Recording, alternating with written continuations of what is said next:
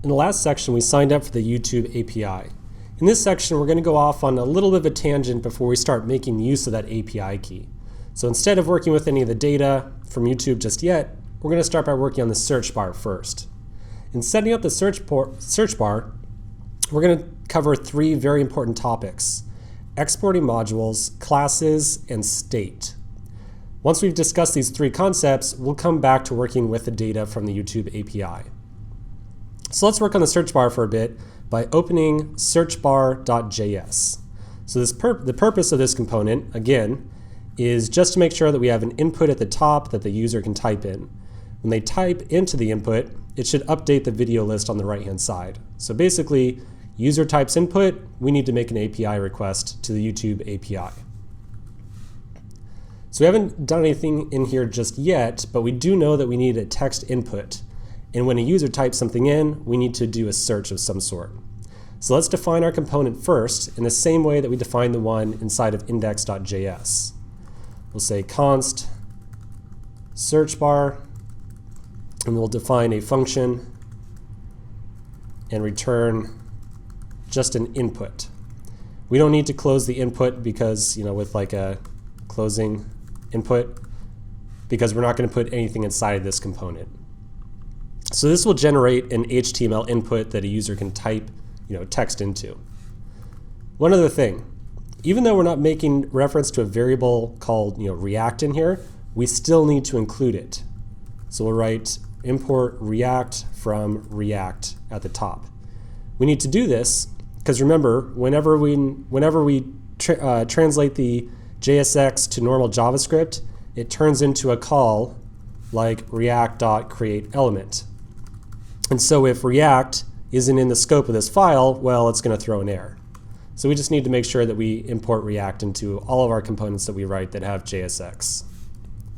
Okay, so this is just going to show a no-frills input. Now, we need something to make sure that the user can see it, or we need to do something to make sure that the user can see it right now. All we've done right now is define the component. It's not being rendered to the DOM. It's not being rendered inside of index.js. So do remember that React components can show other components. So if we get this search bar component over into index.js, we can use index.js to show the input. Just one problem. To render the search bar, index needs a reference to this. And remember, as we mentioned previously, all of our files are siloed from each other unless we explicitly declare a connection between the two of them. So we already learned how to import files, but we haven't yet discussed how to export code, right? We haven't learned what's happening on the other side of this React, of this import statement right here. So think about it for a second. A given file might have a ton of different code in it, but we only want to export a small amount or a subset of the code that we've written in here. So to make sure that the only code that we export from this file is this component right here, we'll write at the bottom export default search bar. Now, any file in our application that imports search bar will get our search bar component. It's kind of confusing in words, so let's go through it in practice and see what it actually looks like. I'm going to save this file, and then we'll flip back over to index.js, and at the top, we'll write import search bar from search_bar. So now when search bar is required, imported into this file, search bar will be equal to search bar right here, which is the component. Okay? So the distinction I want to draw here is if we had some other variable inside of here, let's say like const foo equals 5. If we instead wrote export default foo, search bar over here would be equal to 5, not the component. So it's very critical to make sure that we correctly export the component outside of each file. So I'm going to delete this, and we'll replace it with search bar like so. Okay, one more thing. Sure would be great if we could just write, import search bar from search_bar, and then expect Babel to correctly determine that, okay, they want search bar, they must mean search bar.js inside of the components folder. Well, unfortunately, it's not quite the case. Whenever we import code from a file that we write as a developer, an actual JavaScript file inside of here, we have to give an actual file reference to the file that we're trying to import. We don't have to do that with libraries that we import because they're namespaced, right? We can only have one installed package called React. That literally means import React from React literally means go into the node modules folder and get the directory called React. Same thing with React DOM. Juxtapose that with the search bar file. I could have 10 files inside of my project right here called search_bar.js, and Babel would just have no idea which of those different files I was asking for. So whenever we are working with our own files, whenever we're importing our own files, we have to give an actual file reference. So what that means is we write the actual relative path from the file that we're importing it from.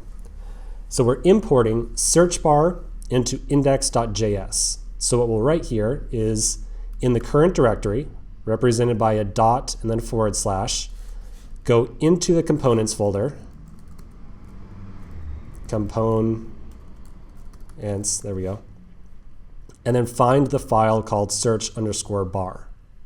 We don't need to include the file extension on here so long as it is a .js file. So again, if it's a file that we write, that we create ourselves, we have to provide a file reference or folder reference, a path reference to it. But if it's a library that we installed with npm, we can just write the name of the package. Okay, so we've now successfully imported our search bar into index.js, and now we want to show it inside of app. So this is going to be the first time that we show one component inside of another. Fortunately, as you might imagine, it's really straightforward. I'm going to delete the hi statement here, and then I'm going to enter a new line. So we'll add our search bar inside of this existing div by just writing search bar, like so. For a multi-line JSX expression like this, usually we'll use parentheses and put all the JSX inside of it, like so. So you can kind of imagine, this looks something like, hey, return this big old glob of JSX right here, wrapped in the parentheses. If you don't want to use the parentheses, you definitely don't have to. Just make sure that this div right here ends up on this first line right here, otherwise you'll get an error. Okay, so we've now declared a new component called search bar that contains just an input. We exported that component from this file. We imported it into index.js, and then we rendered it inside of our app component. Our app component is being rendered into the div inside of our index.html file with class container. So you can kind of imagine, this is starting to form a tree of sorts, a tree of components. At the very top level, we have our app, and then the first child inside of there is search bar. All right, so I'm going to go ahead and save this and then flip back over to my browser. Let's refresh, and it looks like we've got an input here. Cool, this looks good. Let's go ahead and continue inside the next section.